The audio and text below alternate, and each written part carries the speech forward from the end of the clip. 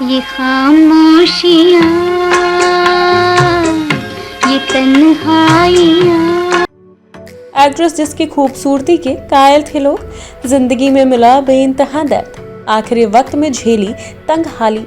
मोहब्बत की दुनिया है कितनी जवां। दोस्तों, दुनिया की सबसे खूबसूरत महिलाओं में थी शुमार लीला नायडू। आखिरी वक्त में क्यों हो गई थी पाई पाई को मोहताज। मेरा हुस्न तो है निगाहों का धोखा, ये धोखा न खाना कहीं। दोस्तों, दूसरी शादी भी टूटी तो नशे में डूबी लीला। भला की खूबसूरत लेकिन फिल्मों में फ्लॉप रही। हवा को देखो, नजारों को देखो, जो मुझसे है बढ़ के हंसी। जायदाद के कोर्ट केस में कंगाल हुई और एक्ट्रेस लीला नायडू की अदाओं पर आहें भरते थे लोग। जाने चली कहाँ। वक्त बदला तो घर चलाने के लिए करना पड़ा ये काम, और 14 की उम्र में बनी मिस इंडिया। खूबसूरती की दीवानी थी दुनिया, निजी जिंदगी में दर्द ही दर्द। आज मेरी जिंदगी देखो खुशी। हिंदी सिनेमा की एक ऐसी एक्ट्रेस जिसके चेहरे से नजरें नहीं हटती थी। कैसे सपनों में खो गई अखियाँ, मैं तो जागी मेरी। न सिर्फ शानदार अभिनय, बल्कि जिसकी खूबसूरती के लोग कायल थे और उन्हें अपनी फिल्मों में लेने के लिए लालायित रहते थे। महफिल का खुदा हाफिज, उठ जाओ जो महफिल से, महफिल का खुदा। अपनी गजब की सुंदरता से लोगों को एक ही नजर में मोहपाश में बांध देने वाली इस अभिनेत्री का नाम था लीला नायडू। मेरे डैडी हिंदुस्तानी थे और मुझे अपने डैडी से बहुत प्यार था, इसलिए मैं हमेशा ये सोचा करती थी कि भगवान करे मुझे भी पति हिंदुस्तानी ही मिले। लीला नायडू के बारे में और भी जानकारी हम आपको देंगे, तो दोस्तों बने रहिए इस वीडियो के अंत तक। और मैं हूँ आपकी दोस्त एंड होस्ट शिवानी, और आप देख रहे हैं लेमन जूस कैंडी।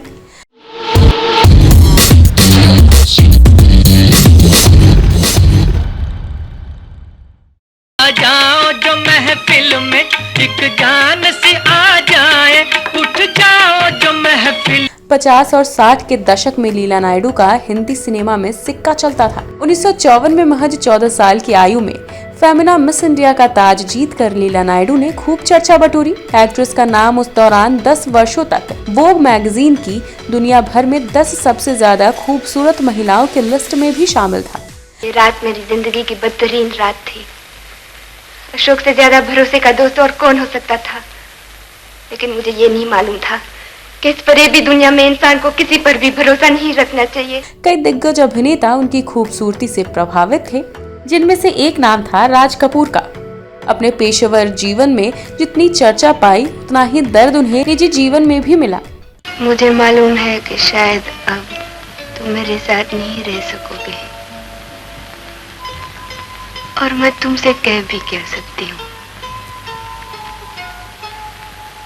मैं तुम्हारे काबिल ही न रही। तो चलिए आज हिंदी सिनेमा की इस खूबसूरत अभिनेत्री के जीवन के कुछ पन्नों से जानते हैं उनके बारे में कुछ खास बातें। उनसे कह देना कि उनकी माँ मर चुकी है, उनको समझाना।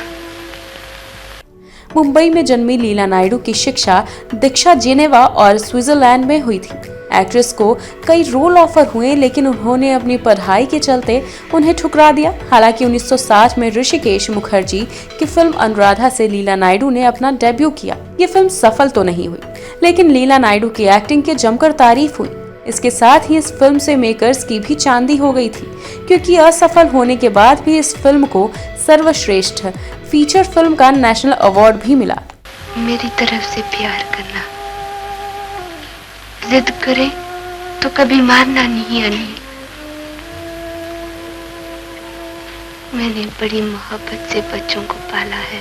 इसके बाद लीला नायडू के पास फिल्मों की झड़ी ही लग गई। जाने कैसे सपनों में खो गई अखियाँ। लेकिन लीला नायडू ने बहुत ही गिनी चुनी फिल्में की। एक्ट्रेस लीला नायडू को उनकी खूबसूरती के लिए तो याद किया ही जाता है। इसके अलावा कई फिल्में ऐसी हैं जिनमें उनके बेजोड़ अभिनय की आज भी सराहना होती है।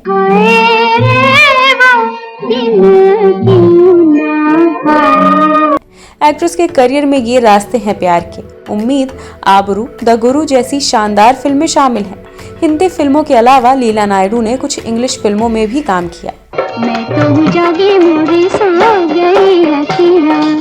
इसके अलावा वह विदेश से आई कई फिल्मों को अपनी आवाज में डब भी किया करती थी। मोहब्बत की दुनिया है कितनी जवान।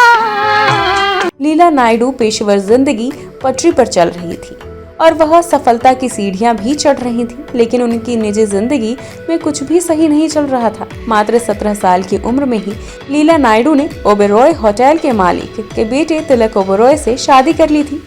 देखो खुशी में झूमती। तिलक एक्ट्रेस से उम्र में 16 साल बड़े थे और 33 साल के थे, लेकिन उनकी ये शादी ज्यादा दिन नहीं चल सकी।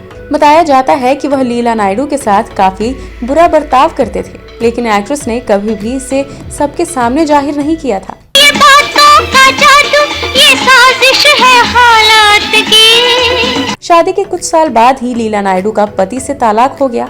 इसके बाद लीला नायडू ने मुंबई के रहने वाले एक कवि से शादी कर ली, लेकिन इस बार भी शादी के मामले में उनकी किस्मत अच्छी नहीं रही और दूसरी शादी भी 2 दशक बाद टूट गई। कैसे दिन बीते, कैसे बीती रातियां।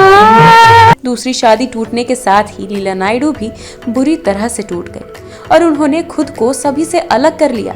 वह गुमनामी में जिंदगी बिताने लगी। यहाँ तक कि लीला नायडू ने घर से निकलना भी बंद कर दिया।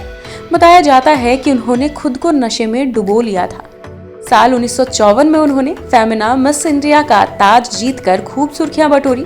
वो इतनी सुंदर थी कि इसी साल उन्हें वोग मैगजीन ने दुनिया की 10 खूबसूरत महिलाओं की लिस्ट में जगह दी। इस लिस्ट में एक नाम महारानी गायत्री देवी का भी था।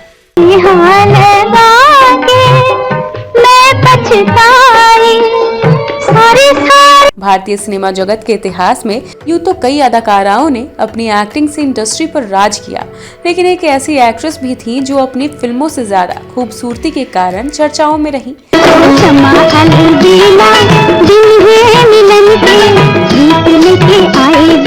लीला नायडू की गिनती इंडियन फिल्म इंडस्ट्री की सबसे खूबसूरत अभिनेत्रियों में की जाती है। 1969 में लीला ने कवि डॉम मैरियस से शादी की। दोनों हांगकांग, न्यूयॉर्क और नई दिल्ली जैसे शहरों में रहे। अजब दीवानी भई, मुझसे अनजानी भई, पल में पराई।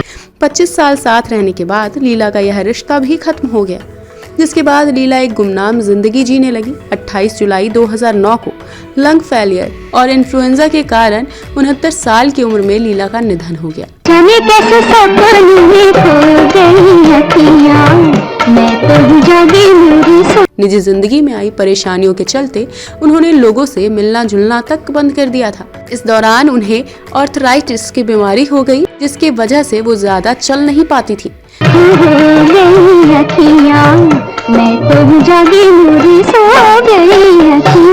जिंदगी का अकेलापन और दूसरी तरफ काम न होने से उनकी आर्थिक हालत खराब होने लगी थी।